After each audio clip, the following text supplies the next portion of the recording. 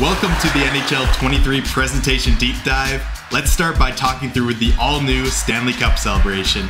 We've really upped our game when it comes to the Stanley Cup Celebration. In previous years, we've had a non-interactive sequence, and that's worked pretty well, but this year we wanted to give the players some agency that's fully interactive.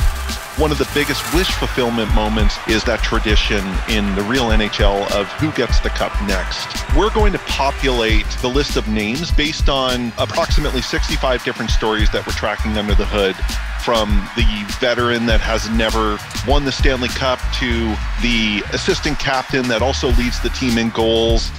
When the user selects a player, we hear through the commentary, we justify that decision. Well, here was a key contributor, tied for most goals on the team en route to a Stanley Cup win, Ray. Well, I was just most impressed with how he played game to game. And then at some point in the playoffs, I'm like, he's scoring all the time. It looks awesome.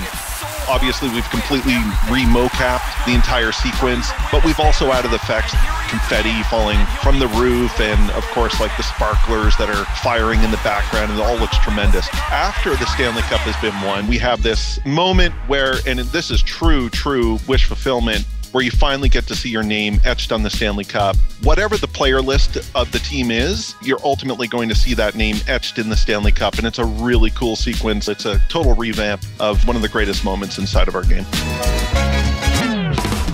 We decided to completely revamp this year. As soon as you score a hat trick goal, we see from a wide shot just a raining down of an incredible amount of hats, but it's so awesome. We were like, let's ship with that. Inside of eShul World of Chell, we give users the ability to kind of create their own tradition. You can have teddy bears, you can have alien plushies, you can have fish, plastic rats, and roses.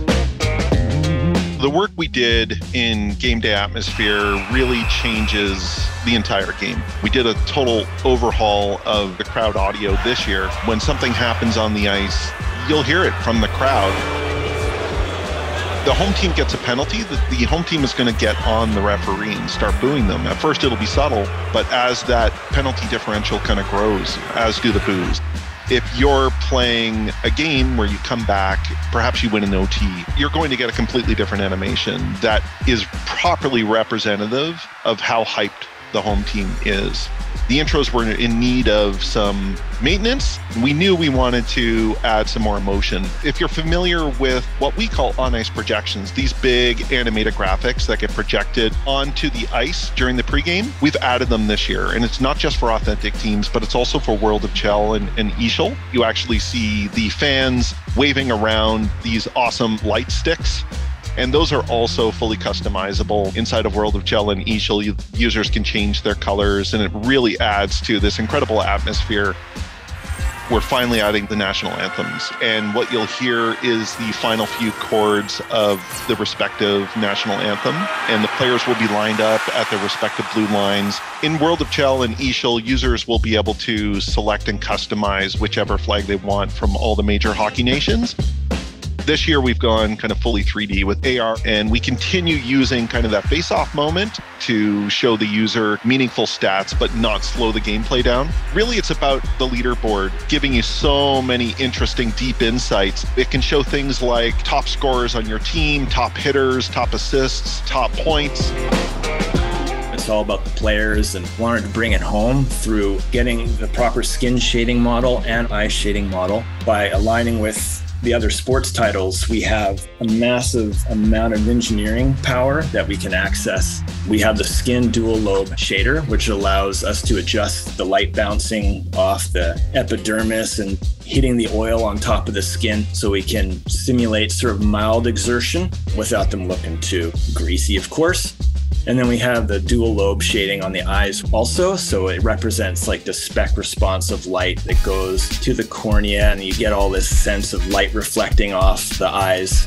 I know people really like metal things. People love shiny things. And this is us pushing our new shading models to the limit. We now have the Vegas Golden Knight helmets, and we have a metal option for recolorable helmets, so users can customize their equipment so they can have metal helmets or metal gloves. A fan favorite, you can pick a mirrored visor within the customization flow. Players look super cool. You can go all metallic and get your mirrored visor and go full Terminator on the ice. we're getting realistic visualizations of equipment and we're bringing them into the game.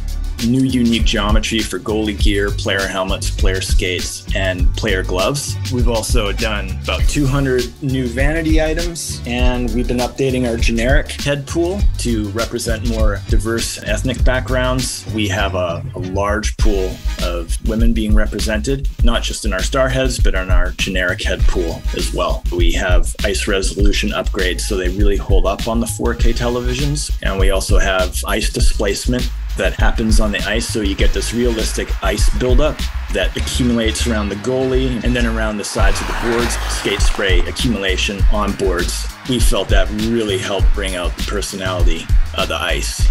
Thanks David and Aaron for walking us through presentation. We'll see you again soon with the upcoming Game Modes Deep Dive.